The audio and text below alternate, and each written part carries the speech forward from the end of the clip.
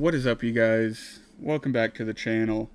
So with GTA 6 on the horizon, I decided to go ahead and revisit San Andreas with GTA 5, really just focusing on the story mode with this one. I still have my original character for online back from whenever it launched on the 360. I still pick it up every now and again, but it's been a while since I revisited story. So I just want to go ahead and talk about that today. How does it hold up 13 years later since release? How does it hold up on newer consoles, especially with different changes that have happened over the years, such as the first person camera, which, if you don't know, the reason that the damage models don't look quite as good in the Xbox One, Xbox Series, PS4, PS5 versions, the enhanced versions as they call them, the reason they don't look as good is because of the first person camera. So not sure if that was that great of a trade-off, especially because I feel like a lot of people I don't think fuck with the first person camera, especially not during like story mode or online. Like, it's something that it can be fun to dick around with every now and again, but this playthrough I did 100% full first person mode, other than the cutscenes and the small little bits of gameplay where they make you do third person, but it's few and far between. So whenever it comes to GTA 5, one issue that I have, especially now, I didn't really notice it whenever I was experiencing the story for the first time,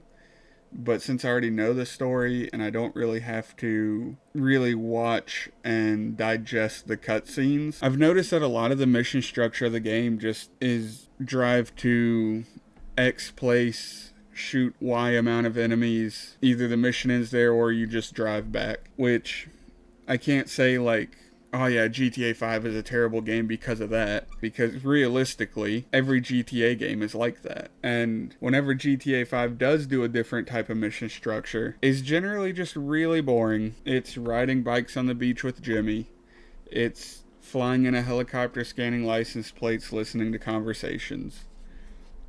It gets very boring whenever you're not driving to X place and shooting Y amount of enemies. However, with Rockstar, they are masters of the craft whenever it comes to dialogue. The cutscenes are funny, they're interesting. The dialogue between cutscenes, just when you're running through the missions as normal, again, it's fun, it's interesting. The one place that I always remember whenever I think about this game is whenever you're in a car hauler you're playing as Trevor, and you got Franklin and Lamar in the car hauler with you, and Trevor's just kind of talking about his relationship with Michael, what kind of transpired in the mission beforehand. And that dialogue just really sets with me, and I think that's just a testament to how well Rockstar does dialogue. They do world building so damn well, man. And then you just have straight up the random encounters that can happen. You can be driving along, some chick is getting her purse robbed. You can kill the robber. You can bring the money back if you want to, get a little bit of a reward, or you just keep the money, because while the game has a definite structure to it, certain times they do just let you do whatever the hell you want, which I do think that's a downside to the mission structure in GTA in general, really. GTA 5, I think, does it the worst, where if you don't do exactly what the mission wants you to do, then you'll fail. A lot of other games have figured out how to avoid that and let the player creativity take control of any situation. Again, I understand Rockstar wants this cinematic, beautiful experience. Sometimes that random bullshit during a mission can turn out to be cinematic and beautiful and create memories that only a certain player has, and they can share those memories with other players. It's kind of like the whole Elden Ring thing. I don't fuck with Elden Ring at all, but to hear the community talk about the stuff in the game is just so great to me. Baldur's Gate, I don't fuck with Baldur's Gate 3 at all. I didn't like the gameplay of it. But to hear the community just talk about the different bullshit that you can do in the game is great.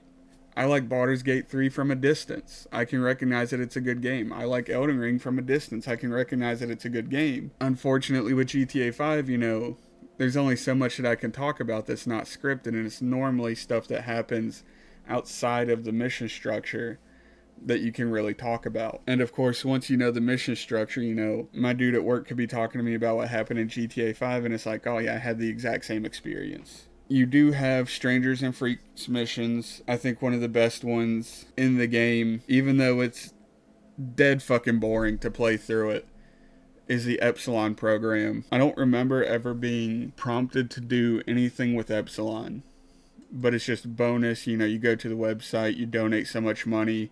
Next thing you know, you're walking through the desert for 5 miles while wearing robes, and then you just join a cult that, again, I just don't remember being prompted to join a cult. I just kind of did it. But once you know about it, you know about it. So I can't really share my experience joining a cult without someone just being like, yeah, it's part of the game. But apart from that, the game does have a lot of content, a lot of side activities. Kind of wish it had more. I really wish that we still had vigilante missions from like the PlayStation 2 era. I wish we had ambulance missions.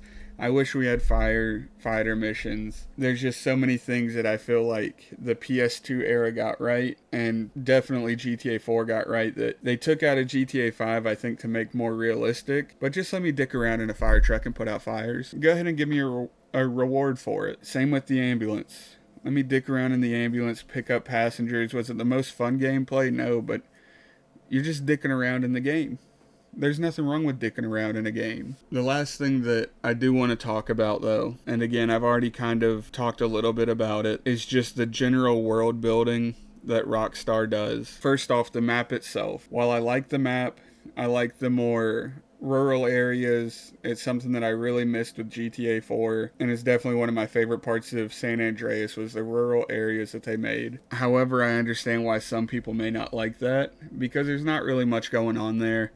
And just driving up there in general, especially if it's part of a mission, that eastern highway and that western highway fucking suck to drive up. I know I talk shit about the first person mode because I'd rather have the old damage models back. The first person mode does make it entertaining, especially you hop on a bike.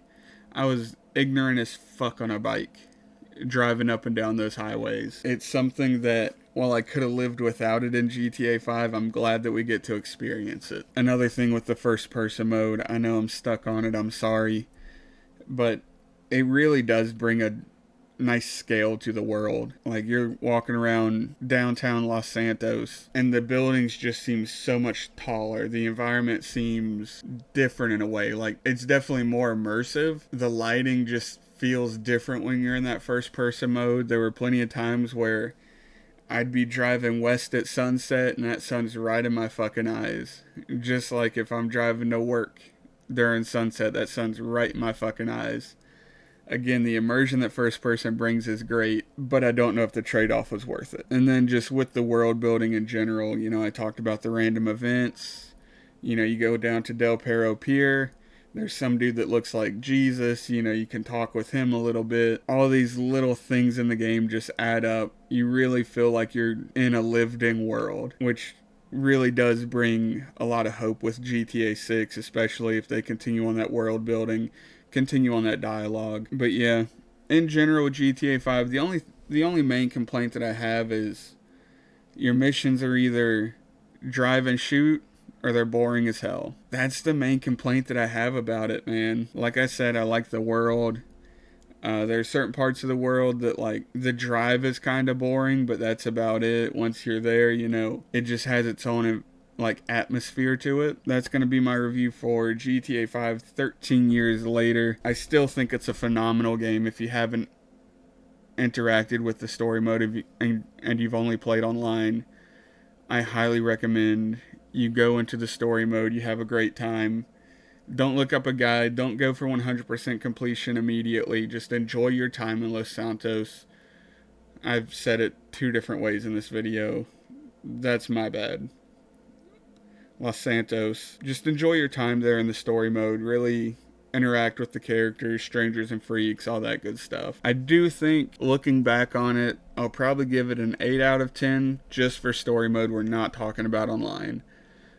And at this point, online may bring the score down just because too much of the content feels the same. They've released some great content over the years, but too much of the content that you're going to interact with just feels too much of the same thing over and over and over again. It's very grindy. But the story mode, at least, is an 8 out of 10. But yeah, let me know what you think in the comments. and I will see you guys on the next one. Peace out.